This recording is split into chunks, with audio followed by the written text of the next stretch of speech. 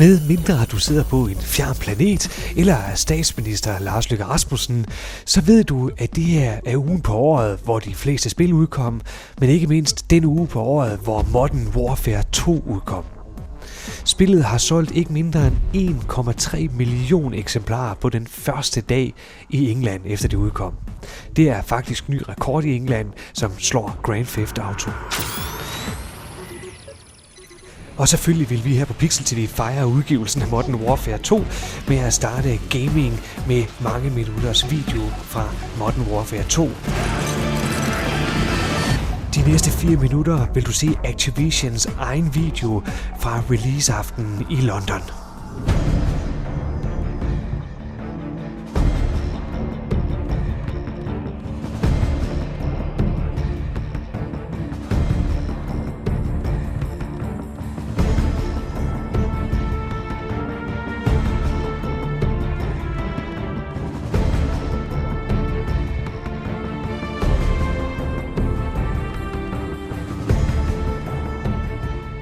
We've done so much to improve it over the last one. We've made upgrades to the engine. It's like streaming, this old geek talk, but the art, just everything, the story. There's a large amount of polish to put on this game that we didn't have time to put in the last one. What I was amazed by in this is some sequences, especially near the end of this game, that become incredibly emotional and are very human and very. It's not just about the game. It becomes this really almost like a buddy movie, and very kind of emotional and really intense and really human, And that's what I think is really setting this game apart. I did Call of Duty 4 Modern Warfare, and the character I played, Gaz, went into Xbox Live, and it was very successful. The game was very successful, and I was back out in LA last year, and I had a meeting with the guys, and they said, listen, we really want to develop the character even more, so we want you to play this guy called Ghost. It was a pleasure to do it the last time, and then I got a call saying that the character's become iconic. You're not dead. We have 3 different game modes. We have multiplayer, single player, and then Spec Ops. Typically, the single player experience is so cinematic. It's emotional. It's gripping.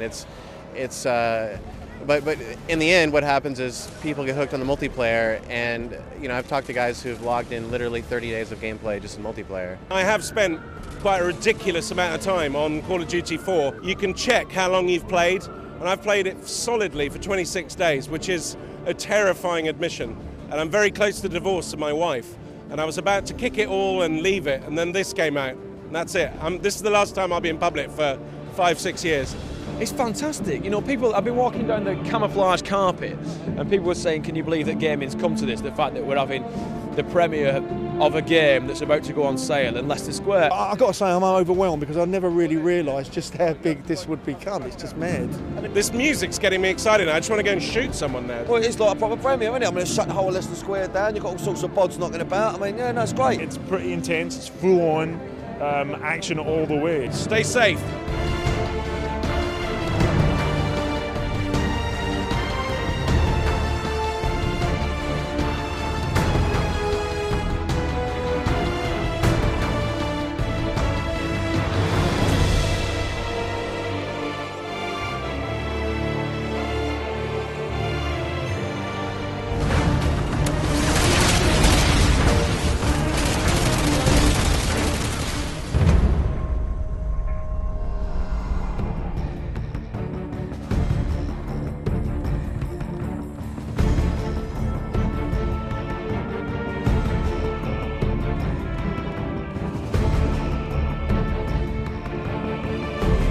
It's not only the biggest games release, it's the biggest entertainment release of all time. It's the biggest event in music, games and DVD that we've ever seen at HMV, and I think, you'll see that worldwide anyway. It is such a massive event.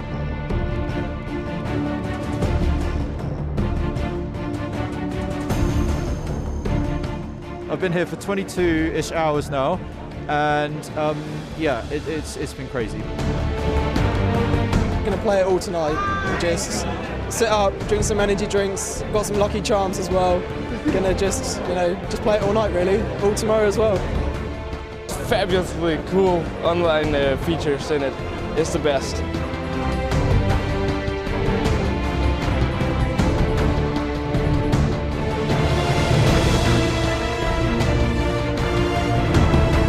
Just relieved and really excited. I can't wait to get home to play this thing finally. I'm so excited. In fact, I must go now because I've got to go home and play it myself, so...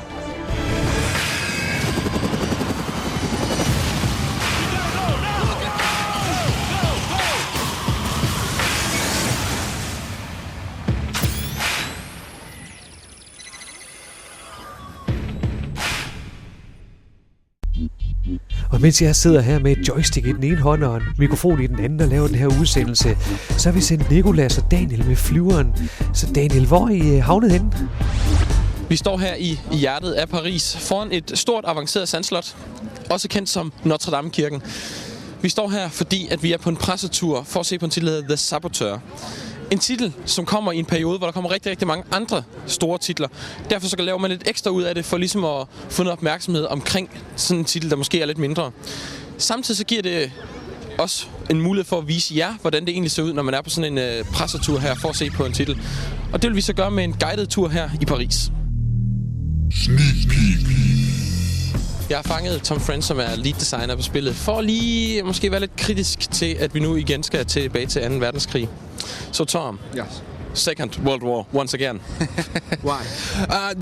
The story that really inspired our game is it was about not your typical soldier story. It was about, more of a very personal kind of story. But this guy that was a race car driver became a saboteur, and we're like, that's cool. So we just wanted to change kind of the feeling in the typical World War II game. And when you see our game, the black and white and the kind of big over-the-top action, it's more akin to like an Indiana Jones movie than a Saving Private Ryan movie. So it is something kind of fresh, but with this amazing war as a backdrop inside this amazing city. But why Paris? Well, actually, because that's another thing that was actually inspired by the real story. The real guy, William Grover Williams, that drove for the Bugatti team, he lived in Paris, and he fled the country and then was reinserted back into Paris after working with the British SOE and becoming a saboteur. And so it's a really amazing city, and it hasn't really been done in an open world type action game. It's been very touched very little in a video game world, and so it's beautiful. It has a lot of history, it has a lot of really interesting locations that we could use for really great gameplay moments. Proper documentation will be severely punished. Report any subversive behavior to the nearest political bureau. There are no words for the pain this war has caused. We won't get another chance to break out. Spirit is also a casualty during war. There is no turning back now. May he find peace in the next world. Here's to you, brother. I'm just getting started. You're making this game black and white, but how does it affect the game? So when you're in an area that's black and white, it's the black and white represents the feeling of the occupation of the world. And as you play through the missions of the game, you'll actually do these big kind of grand acts of defiance, and the color will bleed back out into the world and inspire the people. So it is really about setting the mood, and what happens in those areas is when it's black and white, there's more occupation, there's more Nazis patrolling the areas, and then when the color comes out, the patrols thin out a little bit. There's still a Nazi presence in the area. They still control Paris. You're not completely removing the occupation from Paris, but at the same time, you inspire the people, and so you actually inspire the resistance to fight alongside of you in the color areas of the game. By the time you finish the game, there's a couple spots where we actually turn the will to fight back in the other direction, and when the resistance loses a fight in a couple key spots in the story, the areas will go black and white. And it's not like a micromanaging thing, like a gang wars type thing. It's really everything's so story centric in our game that But what you do later in the game, when you can climb up the top of the Eiffel Tower and look down across the world, and you can actually see your progress that you've made actually impacting the occupation.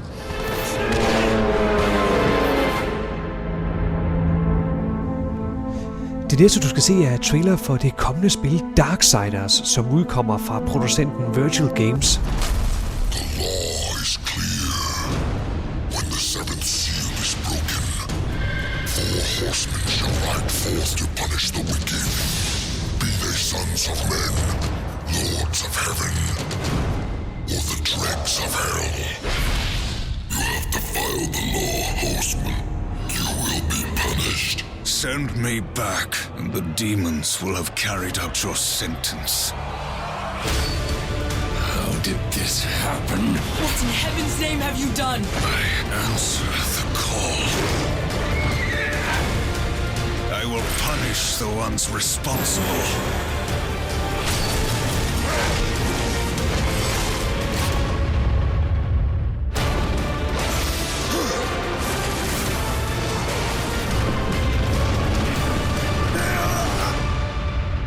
Can you restore the balance?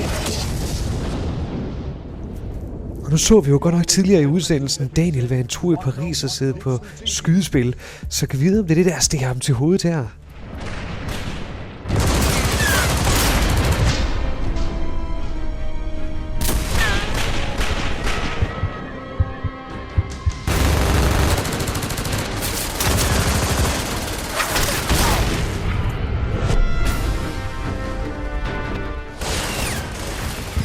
Okay, når man hører om Gellerup og Vollsmose og Ishøj i medierne, så er det tit noget med skyderier, vold og jeg ved ikke hvad. Men sådan behøver det slet ikke at være. Det er stille og roligt. Masser af søde børn bagved mig. Der bliver godt nok kæmpet, men her der er det på skærme og med computerspil og konsoller.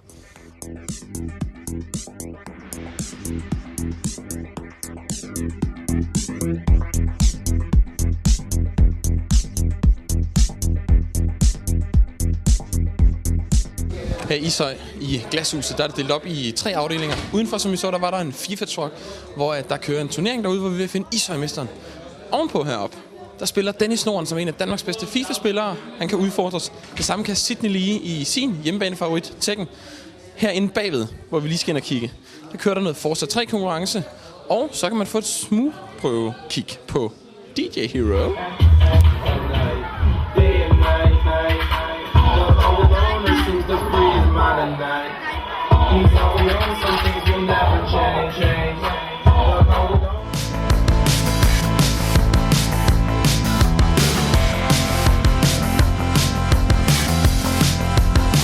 Der er fuld gang i Forza-konkurrencen, som du kan se.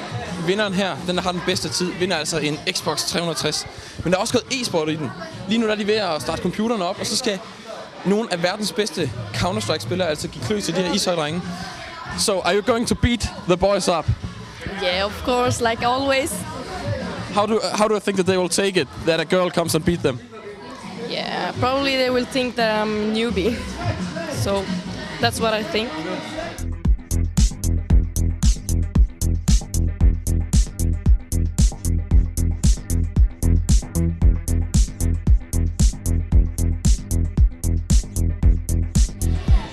Mens de professionelle Counter-Strike-spillere deler stryg ud, og Nicolas han har fået kram, så er jeg her fanget vinderen i FIFA-turnering. Du er Ishøjs bedste FIFA-spiller. Var det nemt? Ikke lige i starten, men i anden halvleg var det lidt nemt, fordi der vidste jeg, hvordan jeg spillede. Var det svært at komme til finalen? Ja, det var det. Så de er gode til at spille FIFA herude i Ishøj? Ja, de var gode.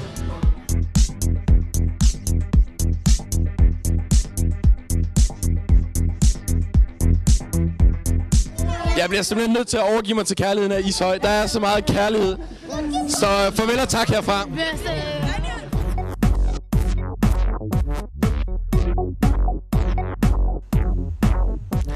Fra dansk lokal til gaming-event til internationale stjerner i Band Hero. Band Hero, som er et spin-off af Guitar Hero, som byder på ikke mindre end 65 tracks, med alt lige fra YMCA fra Village People til So What fra Pink. The premise of the commercial is that we're sliding out into a living room and it's me and 3 other players, and the 3 other players are some of my musical heroes. So I'm kind of freaking out as far as getting to know that Travis Barker and Pete Wentz and Rivers from Weezer are playing along to my song and rocking out, actually. Like, their footage is amazing.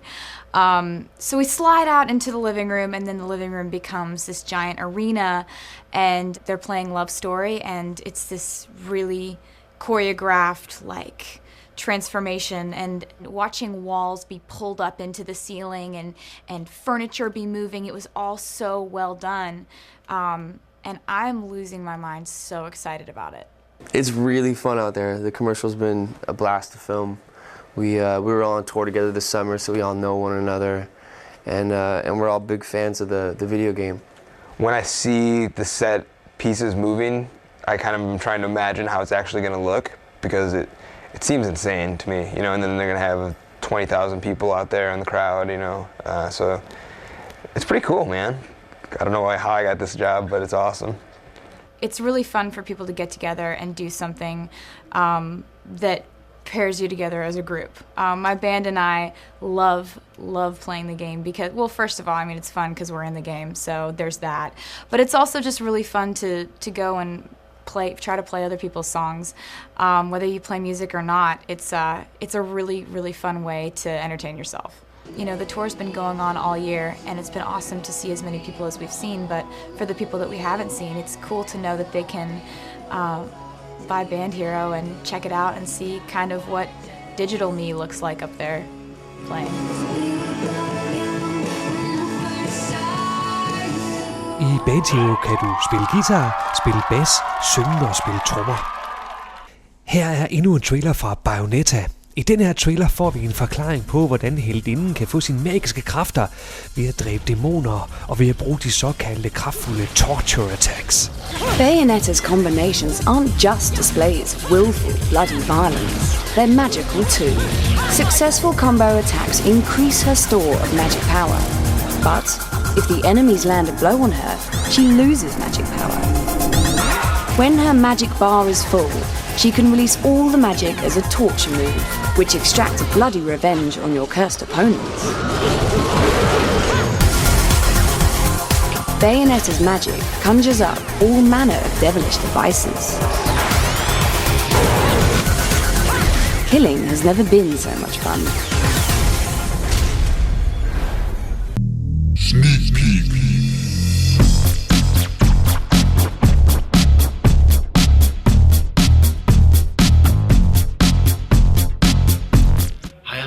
Igen, der har vi lidt tosset lydforhold. Mikrofonen gik i stykker på vej til smukke Stockholm. Til gengæld sidder vi nu i et meget lille hyggeligt rum med en meget stor væg bag mig. Men jeg sidder med Miles, som har været med til at lave Football Manager 2010. Så Miles, hi. How can you keep on making even better manager games every year? Must be hard.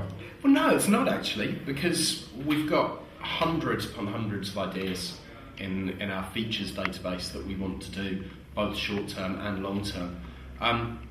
And I love the game. I mean, it's just like anyone out there who's playing the game. We're very passionate at Sports Interactive about the games that we make, so we want to keep improving. When people do criticise what we do constructively, we do take it on board, we do try and improve, and hopefully that is seen by everyone at Football Manager 2010. With a load of new features as well, so it's quite strange to have been doing the same thing for so many years.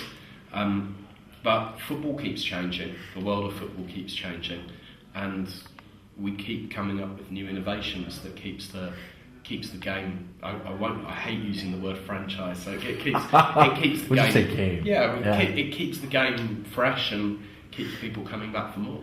Yeah, because you must be doing something right. Considering you're still here. I hope so, yeah. I mean, the fact that I still get paid to do this for a living. How good is that? I get paid to make computer games. And travel. About football. Yeah, the travelling's fun to a degree. Come on, Grey Sweden is awesome. I don't mind coming here. It's I don't mind coming here at all. It's the doing 9 countries in 10 days thing that ends up doing your head. But thankfully, this is the first trip, so I'm all happy and smiley at the moment. It would have been nice to be in Denmark. I haven't been to Denmark for a while. In the beginning, you are nobody.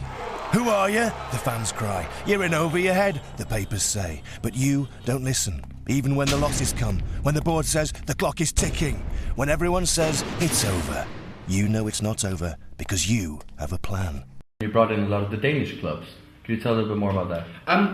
Last year, mainly because one of the guys at Sports Interactive is a Bromby supporter, we got a Bromby licence for him, just so that he could have all the licensed assets in the game. And found there was a lot of interest from other clubs to be licensed as well. Our head researcher, a guy called Soren, is fantastic, and he's the kind of person who, if he bites into something, won't let it go. So he decided, right, let's get some more Danish clubs, and we've got a bunch of clubs from the top 2 divisions licensed in the game now. Some with assets, some like player photos and logos, and we'll be adding more of those as and when we get more, which will be available to download from our website or from Steam. And it's brilliant for us to have more clubs wanting to be part of the game. It's good for them as well because they're getting their brand out there to more people around the world. And you know, Denmark, from a football manager point of view, Denmark is the third biggest selling country in the world for the game, behind the UK and France. So it's good to be able to give something back to the Danish fans of the game as well, so that they can see their favourite local clubs being represented properly. Of course. So players go, then players come. You show this team how to win, and win, and win. Now it's the world taking notice. Now it's your chance on the world's biggest stage. This is your moment, your time. Time stands still. Now it's your team's colours filling the air, and it's you holding the cup. You who did what no one else could have done. Vild racer-action har vi set så mange gange før. Vi har lige modtaget den nye trailer for Split Second, som er navnet på et nyt bilspil fra producenten af spillet Pure, som du måske prøvede i 2008. I det her spil kan du bruge alt til at stoppe dine modstandere for at komme først i mål. Du kan springe alt i luften fra politiradar, fly, ja sågar skibe. Spillet har endnu ikke en udgivelsesdato, men vi forventer, at det bliver først i 2010. Dynamic. Bold. Edgy. This muscular design features an aggressive stance and a sleek profile, resulting in a powerful road presence that screams speed, even at a standstill, which is great and all, but can it outrun a building?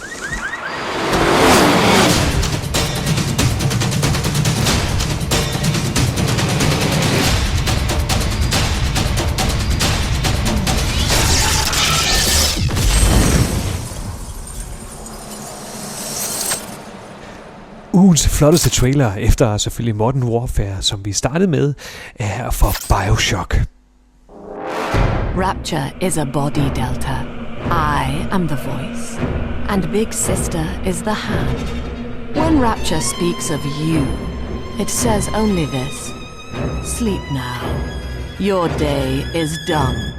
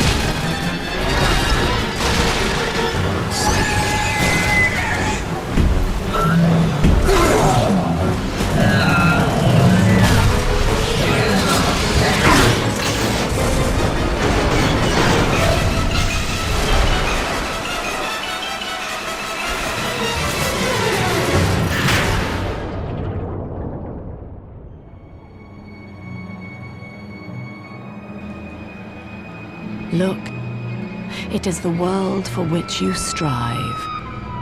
You, alone among the dead.